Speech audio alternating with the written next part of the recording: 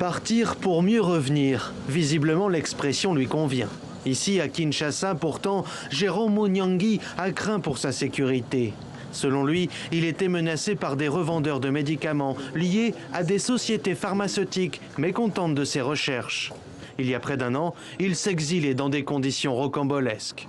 Alors, pour son retour, voulu par le président Tshisekedi, le jeune médecin a imposé ses conditions. Je suis face à un président de la République qui respecte ses engagements et il m'a promis la sécurité. Je suis sécurisé et je suis bien.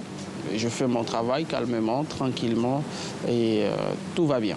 Jérôme Mounyangui peut désormais se consacrer au grand combat de sa vie, les traitements à base d'artémisia, cette plante aux propriétés encore incertaines. Selon ses partisans, elle guérit du paludisme.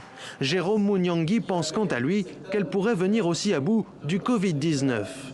Mais au sein de la communauté scientifique, l'artémisia fait toujours débat. L'OMS refuse de recommander ce remède en l'absence de preuves. L'OMS, ce n'est pas un organe qui fait de la recherche. L'OMS est un organe de régulation. L'histoire de prise de médicaments nous enseigne que l'OMS parfois se trompe sur une décision et les revient sur une autre décision sur base de résultats scientifiques. D'où notre combat, nous, c'est de porter de preuves, d'apporter plutôt des preuves scientifiques devant l'OMS afin qu'elle prenne des positions. Le pouvoir de l'artémisia. Dans son pays, Jérôme Mounyangui n'est pas le seul à y croire. Son protocole de recherche est aujourd'hui retenu par les autorités sanitaires de RDC pour faire partie de la riposte contre le coronavirus. À long terme, c'est une solution qui reste carrément congolaise.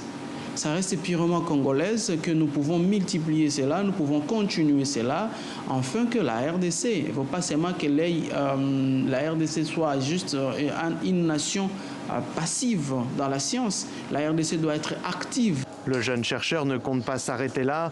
Après la malaria, le Covid-19, il entend bien élargir le champ de ses recherches sur l'artémisia à d'autres maladies, comme l'hypertension, le diabète ou encore le cancer.